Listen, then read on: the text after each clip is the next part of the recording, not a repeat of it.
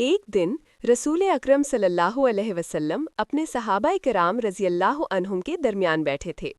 آپ صلی اللہ علیہ وسلم نے نہایت پیارے نورانی لہجے میں ایک واقعہ سنایا۔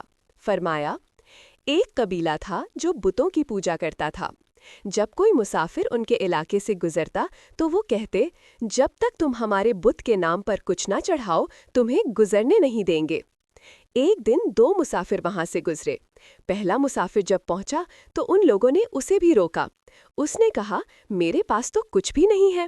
انہوں نے کہا، اگر کچھ نہیں تو ایک مچھر ہی قربان کر دو۔ چنانچہ اس نے ایک مچھر پکڑا اور ان کے بت کے نام پر پیش کر دیا۔ اسی کے بدلے اسے گزرنے دیا گیا۔ رسول اللہ صلی اللہ علیہ وسلم نے فرمایا، وہ شخص اسی مچھر کی قربانی کی وجہ سے جہنم میں چلا گیا۔ پھر دوسرا مسافر وہاں پہنچا۔ انہوں نے کہا، تم بھی کچھ نہ کچھ چڑھاؤ۔ اس نے کہا، میں اللہ کے سوا کسی کے لیے قربانی نہیں کرتا۔ انہوں نے کہا، پھر ہم تمہیں جانے نہیں دیں گے۔ چنانچہ انہوں نے اس کو قتل کر دیا۔ رسول اللہ صلی اللہ علیہ وسلم نے فرمایا، وہ شخص اپنی جان اللہ کی راہ میں دے کر جنت میں چلا گیا۔